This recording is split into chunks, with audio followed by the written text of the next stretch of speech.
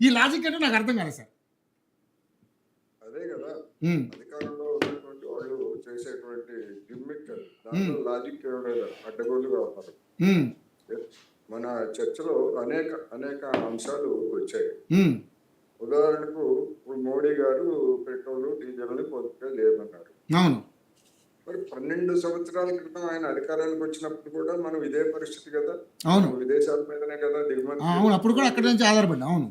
మరి అప్పుడు లేనటువంటిది ఆకస్మికంగా 12 సంవత్సరాల తర్వాత ప్రత్యేకంగా ఎందుకు అంటే వచ్చింది? ఇప్పుడు యుద్ధాలు అంటే జరుగుతున్నాయి కాబట్టి ట్రాన్స్‌పోర్టేషన్ చాలా ఇబ్బందిగా ఉంది కాబట్టి దాని మీద యుద్ధాల మాట్లాడారు. మధ్యలో మధ్యలో అనేక యుద్ధాలు జరిగాయి. అవును. మధ్యలో అనేక యుద్ధాలు జరిగాయి.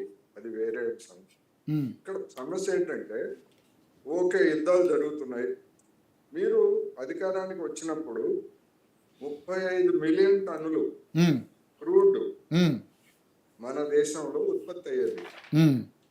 మన ఆంధ్రప్రదేశ్ కావచ్చు, అస్సాం కావచ్చు, బాంబే కావచ్చు, లేకపోతే ఇంకా ఇతర రాష్ట్రాల్లో సార్. 35 మిలియన్ టన్నులు ఉత్పత్తి అయ్యేది. మన స్వదేశీ ఉత్పత్తి ఓకే. ముడి చమురు. హ్మ్.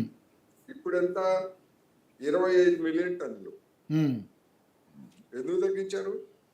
హ్మ్. పోనీ చమురు నిల్వలు అయిపోయినాయి, మన బావులన్నీ ఖాళీ అయిపోయినాయి, ఎండిపోయినాయి అని ఏమైనా చెప్పారా మోడీ గారు ఎప్పుడన్నా? హ్మ్. చెప్పలేదే. హ్మ్. ఎందుకని తగ్గించారు మనకు తెలియదు, చెప్పేవాళ్ళు లేరు. హ్మ్. బొగ్గు, హ్మ్. భారతదేశంలో ఉన్నటువంటి బొగ్గు కొన్ని వందల సంవత్సరాల నిల్వలు ఉన్నాయి, సరిపడా నిల్వలు ఉన్నాయని చెప్తారు. హ్మ్. ఇప్పుడు మనం ఆస్ట్రేలియా నుంచో లేకపోతే ఇండోనేషియా నుంచో ఇతర దేశాల నుంచి బొగ్గు ఎందుకు దిగుమతి చేసుకుంటున్నాం? దానికి సమాధానం చెప్పేవాళ్ళు ఉంటారు. అది అధిక ధరలకి. హ్మ్. రెండోది, హ్మ్. మన బీజేపీ మిత్రుడు ఒక విషయం చెప్పారు. డాలర్ బలంగా ఉంది తప్ప రూపాయి బలహీనపడలేదు అని చెప్పారు. మరి మన్మోహన్ సింగ్ హయాంలో కూడా మరి అదే అదే తర్కం కదా. అప్పుడు కూడా డాలర్ బలంగానే ఉంది కదా. అవును. మరి మీరు ఎందుకు దాడి చేశారు? ఆనాటి మన్మోహన్ సింగ్ యొక్క ప్రభుత్వ అసమర్థత, అవినీతి, అక్రమాలు, చాతగానితనం అని. అప్పుడు కూడా డాలర్ బలంగానే ఉందనేటువంటి మీరేం సరిపెట్టుకోలేదు కదా. హ్మ్. అంటే మీరు ఎప్పుడు అయ్యేది అప్పటిగా మాట్లాడి తప్పించుకు తిరుగువాడు అన్నట్టుగా హ్మ్. ఏది వాటంగా ఉంటే దాని గురించి మాట్లాడతారు బీజేపీ వాళ్ళు అనేది స్పష్టంగా కనిపిస్తాం. ఓకే. మరి అప్పుడు ఎందుకు దాడి చేశారు? హ్మ్. ఎవరైనా చెప్తారా? సమాధానం చెప్పమనండి ఎవరు. హ్మ్. అందుకని డాలర్ ఎప్పుడు బలంగానే ఉంది, బలంగా ఉంచుకోవడానికి వాడు ప్రయత్నిస్తున్నాడు. మనం ఎందుకని మన రూపాయి మన రూపాయి విలువను మన తగ్గించుకోవాలా? రూపాయి ఎందుకు బలంగా లేదు? ఇదే నా అవును. ప్రశ్న. హ్మ్. డాలర్ బలంగా ఉందని చెప్పి చెప్తున్నారు. ఓకే, డాలర్ బలంగా ఉంది. మన రూపాయిని ఎందుకు బలహీనపరిచారు? బలహీనపడుతుంది. అవును. హ్మ్. ఎందుకు బలహీనపరిచారు? అది. గతంలో మీరు చేసినటువంటి విమర్శ మరి మరి మీ దగ్గరికి వచ్చేసరికి హ్మ్. అంటే అప్పుడు ఒక మాట, ఇప్పుడు ఒక మాట మాట్లాడుతున్నారు. అప్పుడు ఆళ్ళు అధికారంలో లేరు కదా సార్. లేకపోతే మరి అంటే అవకాశవాదమే కదా. బీజేపీకి ఉన్న అదే. ప్రత్యేకత ఏముంది ఇంకా అప్పుడు? హ్మ్. హ్మ్. బీజేపీకి ప్రత్యేకమైనది ఏముంది? అది కూడా ఒక అవకాశవాద పార్టీ అనే కదా. హ్మ్. మేము మాది ప్రత్యేక పార్టీ అని చెప్పేసి చెప్పుకునడానికి వాళ్ళకి రైటే ఉంది. అవును. అన్ని పార్టీలు మాత్రమే చేశారు. హ్మ్. రెండోది హ్మ్. మొత్తం సోషల్ ఇంజనీరింగ్ అని మాట్లాడారు. హ్మ్. ఏం సోషల్ ఇంజనీరింగు?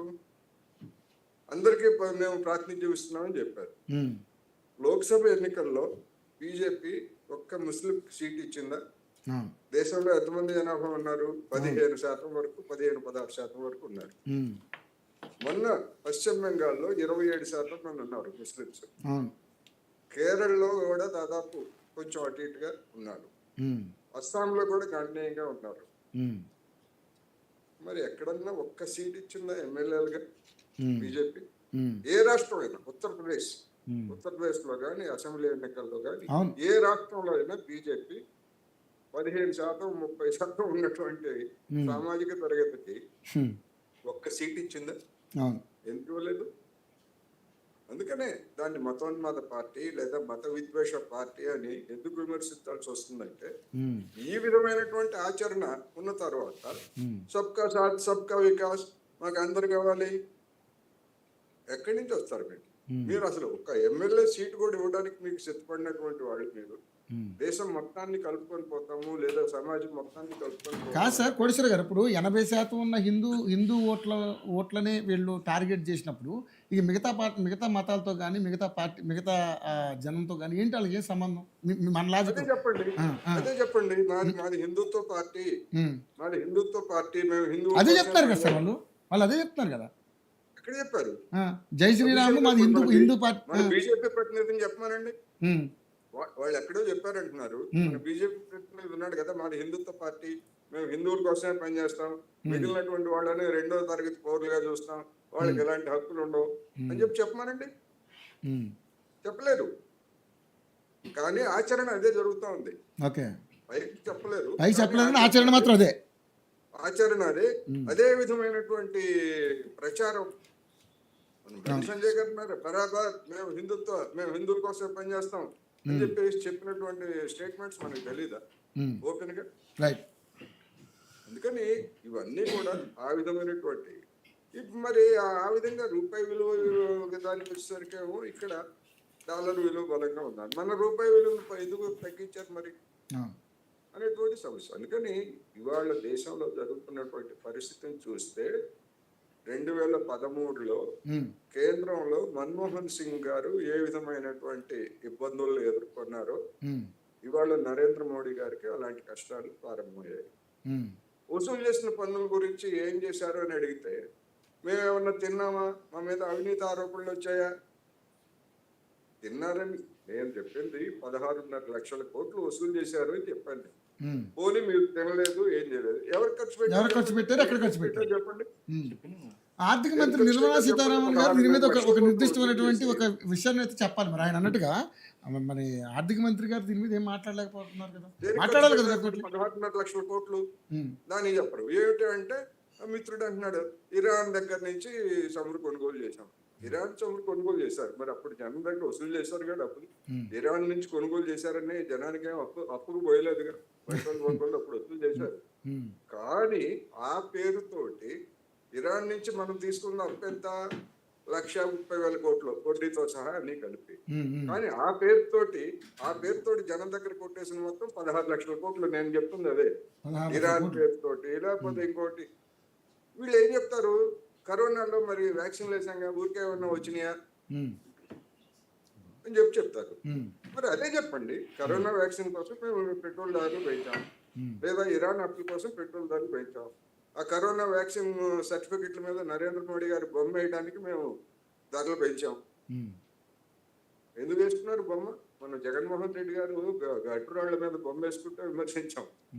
మరి నరేంద్ర మోడీ గారు మరి మరి తినే గుడ్డు మీద కూడా పంపించుకుంటే ఎవరు యాక్సెప్ట్ చేస్తారు సార్? మరి ఘోరంగా కరోనా వ్యాక్సిన్ సర్టిఫికెట్ మీద కూడా నరేంద్ర మోడీ గారు బొమ్మ వేసుకున్నారండి. ఈ బొమ్మలు పిక్ చేయటం నాకు అర్థం కాదు.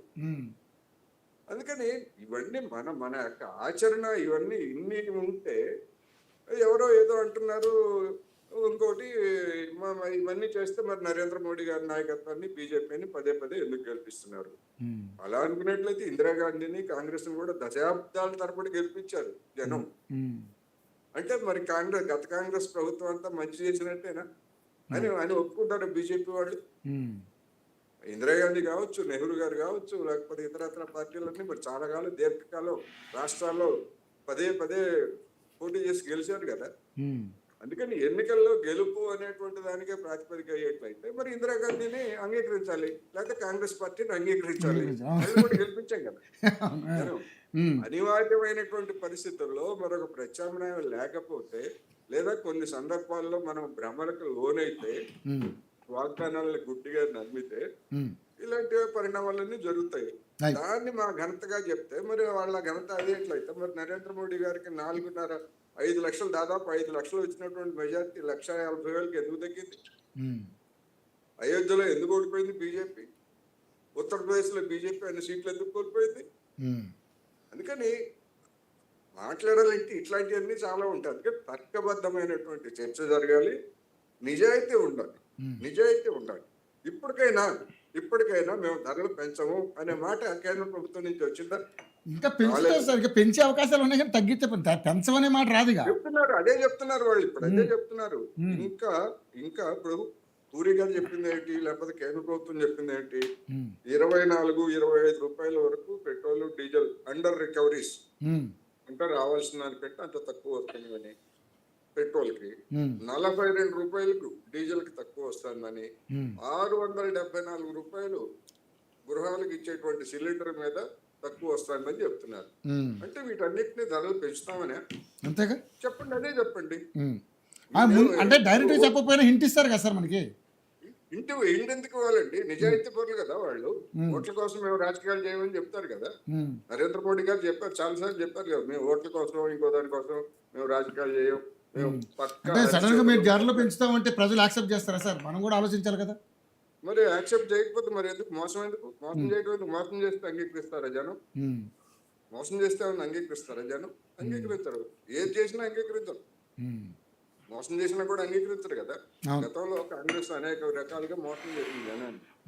చివరికి ఏమైంది దాని పరిస్థితి చూసాం మనం. ఇప్పుడు బీజేపీ కూడా అదే. కాంగ్రెస్ నుంచి పాఠాలు ఏమి నేర్చుకోలేదు. కాంగ్రెస్ నుంచి పాఠాలు ఏమి నేర్చుకోలేదు. వీళ్ళు కాంగ్రెస్ కంటే మూడాకి ఇంకా ఎక్కువ చదివారు. వాళ్ళు 50 సంవత్సరాల్లో క్రెడిబిలిటీ పోగొట్టుకుంటే 50 ఏళ్ళు 60 ఏళ్లలో వీళ్ళు 10 సంవత్సరాల్లోనే క్రెడిబిలిటీ పోగొట్టుకుంటున్నారు. క్రెడిబిలిటీ పోగొట్టుకున్నారని మనం మీరంటే కాదు సార్. 50 సంవత్సరాల్లో చేయలేదు దాన్ని మేము 5 సంవత్సరాల్లోనే చేశామని గొప్పగా చెప్పుకున్నారు 2019 ఎన్నికలకు ముందు. మరి ఇప్పుడు వీళ్ళ సంగతి ఏంటి? అందుకని ఎవరికి ఉండేటువంటి మచ్చలు వాళ్ళకు ఉన్నాయి, ఎవరికి ఉండేటువంటి సమస్యలు వాళ్ళకు ఉన్నాయి. అడ్డగోలుగా సమర్థించుకుంటే వినటానికి జనం ఎవరు చెవుల్లో పూలు పెట్టుకోలేదు. ఎవరైనా అటువంటి పూలు పెట్టాలని ప్రయత్నిస్తే తగినటువంటి పాఠం సమయం వచ్చినప్పుడు, సందర్భం వచ్చినప్పుడు చెప్తారు. సార్ ఇప్పుడు మీరు మీరు మీరు ఒక ఆర్థికవేత్తగా మీకు కూడా అంటే లావాదేవీలు తెలుసు, మీరు ఒక బ్యాంక్ ఎంప్లాయ్గా కూడా మీ మంచి సీనియారిటీ ఉంది. నిజంగానే మరి దేశ ఆర్థిక పరిస్థితి ఉన్న రోజులకు ముందు రోజుల్లో ఏ విధంగా ఉండబోతుంది? మీరు మీ ఎక్స్పెక్టేషన్ ఏంటి సార్? ఫైనల్ ఒకటే, ఇప్పుడు బీజేపీ మిత్రుడు ఇంకోటి కూడా చెప్పారు, అమెరికాలోనే ధరలు పెరిగాయి, లేకపోతే ఐరోపాలోనే ధరలు పెరిగాయి, అన్ని దేశాల్లో పెరిగినాయి అంటున్నారు అన్నారు కదా. అంటే మనం ఏ రోడ్డు దగ్గర పాట ఆ రోడ్డు పాడతాం అని చెప్పేసి అంటాం. అమెరికా వృద్ధి రేట్ ఎంత, ఐరోపా వృద్ధి రేట్ ఎంత? 2%, 3%. మన వృద్ధి రేట్ గురించి మనం ఎంత గొప్ప ఏం చెప్పుకుంటున్నాం? 7% అని చెప్పి మనం గొప్పలు చెప్పుకుంటాం. మరి ఇంత 7% అభివృద్ధి చెందేటప్పుడు మరి అంతకంటే చాలా నాసిరకంగా ఉన్నటువంటి అమెరికాని ఎందుకు ఆదర్శంగా తీసుకోవాలి? అక్కడ వృద్ధి రేటు తక్కువగా ఉంది కనుక వాళ్ళు ధరలు పెంచారని అనుకుంటాం. మన వృద్ధి రేటు బాగుంది, దేశం అంతా సుభిక్షంగా ఉంది కనుక మనం ఎందుకు పెంచాలి? తక్కువ అంటే అదే కదా. తక్కువ అంటే అదే కదా. అమెరికాలో వాడికి వృద్ధి రేటు లేదు, వాడికి 2%, 3% ఉంది, వాడు పెంచాడు. ఓకే, మన దగ్గర మరి వృద్ధి రేటు 6%, 7% ఉంది. ప్రపంచంలో నెంబర్ 1 అని కదా మనం చెప్పుకునేది. IMF ఎవరు చెప్పిన మరి ప్రపంచంలో నెంబర్ 1 ఉన్నప్పుడు మరి మన ప్రత్యేకత ఏముంది? ఇంకా పెంచినోడికి లేకపోతే మన పాకిస్తాన్ వాడేమో దరిద్రంగా ఉన్నప్పుడేమో పాకిస్తాన్ వాడితో పోల్చుకొని మనం గొప్ప అని చెప్తాము. పాకిస్తాన్తో పోల్చుకోవడం ఏంటండి? పాకిస్తాన్ శ్రీలంకతో పోల్చుకోవడం ఏంటి? దరిద్రంతో మనం పోల్చుకోవడం ఏంటి? ఇప్పుడు మిగిలినటువంటి ఇప్పుడు మనతో పాటు సమంగా ఉన్నటువంటి 2004, 2014లో ఆర్థిక వ్యవస్థ ప్రపంచ దేశాల్లో మన భారతదేశం ఏ స్థాయిలో ఉండే సార్? చెప్పండి, మీరు చెప్పండి. మీరే చెప్పండి సార్, విశ్లేషకులు మాకు తెలియదు. మీరు చెప్పండి. వాళ్ళకి తెలియదండి సార్, మీరు చెప్పండి. మీరు చెప్పేది జీడిపి గురించే కదా. చెప్పండి. జీడిపి గురించే కదా మీరు చెప్పేది. జీడిపి గురించి వాళ్ళు పెరగలేదు, అందుకనే వాళ్ళు దరిద్రంలో ఉన్నారు. మనం వాళ్ళకంటే కొద్దిగా పెరిగాం. మొత్తం ఎంత మన జీడిపి ఎంత? అదే సార్ నేను చెప్పదలుచుకుంది. ఇప్పుడు లక్షల కోట్ల ఆయిల్ పాయింట్స్ జారీ చేసిండ్రు, దాని గురించి మీరు ఊరికిచ్చారా? ఊరికేమన్నా ఇవ్వలేదు కదా. అట్లా అనుకుంటే నరేంద్ర మోడీ సర్కారు 55 లక్షల కోట్ల నుంచి 220 లక్షల కోట్లు అప్పు చేసింది. దేనికోసం చేసింది? దేని దగ్గర దానికి అభివృద్ధి జరిగింది సార్. వన్ సైడ్ గా మాట్లాడకుండా ఇక్కడ దేశవ్యాప్తంగా జరుగుతున్నటువంటి డెవలప్మెంట్స్ ఆయిల్ కొనుగోలు చేశామని చెప్పేసి జనం మీద బాధారే. ఎందుకు బాధాలి? జనం ఇరాన్ దగ్గర నుంచి కొనుగోలు చేసిన ఆయన మనకి లాభాలు వచ్చిన రోజు ఏ రోజు కూడా స్థిరత్వం ఉంచుకుంటూ ఆ లాభాలని ఏ విధంగా పంచడం జరిగిందో అది వివరించిన నేను క్లియర్ గా. లాభాలు వచ్చినప్పుడు కూడా ప్రజలకు ఏ విధంగా అవకాశంగా తీసుకొని ఇక్కడ ఏ పథకాన్ని కూడా సార్ ఒక్క నిమిషం సార్, ఏ పథకంను ప్రవేశపెట్టినప్పుడు సరే ఆర్థిక భారం పడుతుందని చెప్పి ప్రజలకు కూడా ఎక్కడ పథకాలు ఆపకుండా నడిపించుకుంటూ వచ్చినాం. 2019 నుంచి ఈ రోజు వరకు కూడా 80 కోట్ల మంది జనానికి మనం రేషన్ ఇచ్చుకుంటూ వస్తా ఉన్నాం. ఎక్కడైనా ఆపినామా సార్? నేను అడుగుతున్నా, సూటిగా అడుగుతున్నా, జనానికి ఉచితంగా దయాధర్మంగా మనం మన ఇంటికి వస్తే దయాధర్మం ఎందుకు అడుక్కునే ఇస్తాం సార్? వాళ్ళకు ఉన్నటువంటి పరిస్థితులను బట్టి ఇవ్వడమే. అదేనండి ఎక్కడ చెప్పేది, వాళ్ళ- నేను అదే చెప్పేది అదే వాళ్ళు ఏమంటారంటే ఉద్యోగాలు లేకపోతే ఏదైనా ఏదైనా ఒక 60 ఏళ్ల పరిపాలన నేను జరిగింది అదే. చెప్పేది నేను చెప్పేది 60 వినండి. ఏళ్ల కల్పిస్తే పరిపాలన బాగుండు కానీ ఏదో బిచ్చం వేసినట్టు వాళ్ళకి ఏడు ఎందుకు బిచ్చం ఎందుకు అనుకుంటున్నారండి? అని బిచ్చం ఎందుకు అనుకుంటున్నారు కదా? ఎవరు అంటే ఈ రోజు సాఫ్ట్వేర్ ఎంప్లాయీ కూడా ఉచిత- లైన్ లో అట్లా కదండి, ఉచిత- సాఫ్ట్వేర్ ఎంప్లాయీ కూడా లైన్ లో నిలబడి బియ్యం తీసుకుంటున్నాడు. అట్లా ఇప్పుడు సార్ ఇప్పుడే మాట్లాడుతా ఉన్నారు. ఒకటి నేను అడుగుతాను, ఈ రోజు స్కీములన్నీ కూడా ఎక్కడన్నా హిందువులకు మాత్రమే స్కీమ్ అట్లేం పెట్టిన లేదులేండి. ఒక చిన్న మాట. రెండో విషయం చెప్తాను. ఇప్పటిదా మన కాంగ్రెస్ ప్రభుత్వము ఓన్లీ ముస్లింలకు మాత్రమే కుట్టు మిషన్లు వంచుతామని చెప్పి స్కీమ్ ఇచ్చి అదేం సెక్యులర్ అండి? రాయమని హిందువులకు కూడా ఇస్తామని చెప్పి సెక్యులర్ అన్నప్పుడు అందరికి పథకాలు సమానంగా అందాలి. వీళ్ళు ఒక పథకం తీసి ఓన్లీ ముస్లింలకు మాత్రమే కుట్టు మిషన్లు ఇస్తామని చెప్పి ఎంతవరకు కరెక్ట్? నేను కాదు విషయం చెప్తున్నాను. మీరు సెక్యులర్ గురించి మాట్లాడినప్పుడు నేను బరాబర్ మాట్లాడతాను. మీరు సెక్యులర్ గురించి మాట్లాడినా నేను బరాబర్ మాట్లాడతాను. పని కల్పించాలి, పని కల్పించుకోవాలి ఆత్మగౌరవంగా. అడుక్కొని చెయ్యి అడుక్కునటం కాదు. ఇప్పుడు ఈ రోజు భారతదేశము ఎక్కడ ప్రపంచ దేశాల ముందు పోయి చేయి చాచట్లేదు. ప్రపంచ దేశాలు ఇక్కడ పెట్టుబడి ప్రపంచ పెట్టడానికి దేశాల దగ్గర భారతదేశం చేయి చాచకపోవచ్చు. ఆ కాలంలో చేయి చేసే చాచిరు. పరిస్థితికి ఆ వచ్చింది. కాలంలో చేయి చాచిరు. ఇప్పుడు ప్రపంచ దేశాలు ఇక్కడ పెట్టుబడడానికి ఇలాంటి ఆర్థిక పరిస్థితుల్లో కూడా ఈ రోజు భారతదేశంలో పెట్టుబడి పెట్టడానికి ఈ రోజు ముందుకు వస్తా ఉన్నాయి పక్క దేశాలన్నీ కూడా. ఏమొస్తున్నాయి? ఎందుకు రాలేదండి? నిన్న పోయినప్పుడు చూడలేదా? ఎన్ని కోట్లు వచ్చాయి చెప్పండి, ఎన్ని కోట్లు వచ్చాయి చెప్పండి, లెక్కలు చెప్పండి. మీరు దానికో డిబేట్ పెడదాం తప్పకుండా. ఎక్కడ ఏమొచ్చినా అన్ని పేపర్లతో తీసుకొని వస్తాను. ఎవరెవరు ఎక్కడెక్కడ పెట్టుబడులు వచ్చినా అని చెప్తాను. మీరు అధ్యయనం చేసి ఉంటారు కదా సార్ అట్లా అధ్యయనం చేసి ఉంటారు కదా మీరు సార్, చెప్పండి. మీరు నేను చెప్పేది ఏంటంటే తగ్గిపోయినాయి. ఒక విశ్లేషకులుగా మీరు ఒక వన్ సైడ్ గా మాట్లాడకండి అని చెప్తున్నాను అంతే. మీరు మాట్లాడుతున్నప్పుడు రెండు దిక్కులో మాట్లాడండి. వన్ సైడ్ ఒక విషయం చెప్తే వన్ సైడ్ ఏంటి, రెండో సైడ్ అంటే ఎప్పుడు నెహ్రూ గారి కాలంలో జరిగిన దాని గురించి చెప్పాలా? నేను నెహ్రూ ఇప్పుడే మాట్లాడారు కదండి, ఇందిరాగాంధీ గురించి మాట్లాడారు కదా, చాలా బేస్ గా వేశారని చెప్పి. అవును, మరి పెట్రోల్ చమురు, ముడి చమురుని 35 మిలియన్ టన్నులు ఉన్న దాన్ని 25 మిలియన్ టన్నులకి తగ్గించారు మీరు మీ హయాంలో. దానికైనా మహాత్మా గాంధీ గారు కానీ నెహ్రూ కానీ ఇందిరాగాంధీ ఏమన్నా అడ్డుపడిందా? ఈ రోజు రాష్ట్ర మీరు ఇప్పటి వరకు ఇంతసేపు మాట్లాడిన దాంట్లో రాష్ట్ర ప్రభుత్వానికి కనీసము వ్యాట్ తగ్గిస్తే ఆ భారం తగ్గుతుందని ఒక్క మాట కూడా అనలేకపోయారు మీరు. ఎవరు తగ్గిస్తే కేంద్ర ప్రభుత్వం పెంచింది, రాష్ట్ర ప్రభుత్వం కొత్తగా ఏం సార్ పెంచలేదు. ఢిల్లీలో 19% వ్యాట్ వసూలు చేస్తున్నారు సార్, ఇక్కడ 35% వసూలు చేస్తున్నారు.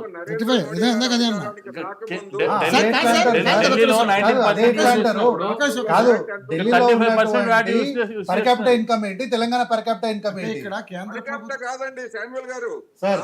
నరేంద్ర మోడీ గారు అధికారానికి రాకముందు రాష్ట్రంలో, ఉమ్మడి రాష్ట్రంలో లేకపోతే దేశంలో వ్యాట్ ఎంత ఉందో రాష్ట్రాలు ఇప్పుడు కూడా అంతే ఉన్నాయి. రాష్ట్రాలు వ్యాట్ పెంచలేదు. తెలియకపోతే ఎలాగా? వ్యాట్ ఏం పెంచలేదు. తెలంగాణలో పెంచారని చెప్పండి, ఉమ్మడి రాష్ట్రంలో కానీ ఆంధ్రప్రదేశ్ లో కానీ వ్యాట్ పెంచలేదు. సరే సరే ఇప్పుడు కేంద్ర ప్రభుత్వం పెంచింది. కేంద్ర ప్రభుత్వం పెంచిన తర్వాత అనివార్యమైన పరిస్థితుల్లో తగ్గించుకుంది. మొన్న 10 రూపాయలు తగ్గించారు, మేము స్పెషల్ ఎక్సైజ్ డ్యూటీ అని చెప్పారు. ఎందుకు తగ్గించారు? పెంచలేదు. అంతకుముందు పెంచిందిగా తగ్గించింది మీరు. అదే సార్, తెలంగాణలో సార్ ఇక్కడ మీరు ఇప్పటిదాకా ఇంతకుముందు కూడా మీ పాలిత రాష్ట్రాల్లో కూడా అంతకు ముందు ఎంత వ్యాట్ ఉందో అంతే ఉంది. మీ పాలిత రాష్ట్రాల్లో ఏం తగ్గించలేదు, బీజేపీ పాలిత రాష్ట్రాల్లో. అందుకని వ్యాట్ సార్ నేను అట్లా ఒక అట్లా క్వశ్చన్ మళ్ళీ అదొక వివక్ష. వ్యాట్ తగ్గించండి అని అంటే రాష్ట్రాలను బలహీనపరచడం. సార్ ఒక వాల్యుబుల్ క్వశ్చన్ ఇచ్చిండ్రు, లాభాలు వచ్చినప్పుడు ఎందుకు రేట్లు తగ్గించలేదు, లాభాలు ఏం చేసినా అడిగింది. దాన్ని నేను సమాధానం చెప్పిన, అది కరెక్ట్ గా అని చెప్తే నేనేం చెప్తే ఏ చెప్పండి. సమాధానం చెప్పారు? మీరు క్లియర్ గా చెప్పినాను, ఎక్కడ మేము ఇన్ఫ్రాస్ట్రక్చర్ డెవలప్ చేసినాము, ఓకే. ఎక్కడెక్కడ ఇప్పుడు సరిహద్దులలో ఆధునిక ఆయుధాలు తీసుకొచ్చినాము. దాని లెక్క బయటకు వస్తుందా అండి? ఆధునిక దేశ రక్షణకు సంబంధించి దేశ రక్షణ సంబంధించి బయటకు వస్తుందా? ఎంత పెట్టుబడి పెడుతున్నారో ఏం తెలుసు దాని గురించి? ఎలా బయటకు వస్తుంది? దేశ భద్రత కూడా ఇంపార్టెంటే కదా. చెప్పాలి కదా. పారదర్శకత అంటే అదే. మరి పారదర్శకత అంటే Right. 4 రూపాయలు 4 సార్ మన దగ్గర ఎన్ని ఉన్నాయి అనేది బయట పెట్టాల్సిన అవసరం ఎందుకండి? దేశ అంటే దేశ ప్రజలకన్నా జవాబు సార్ ఇది పక్కదారి పడుతుంది.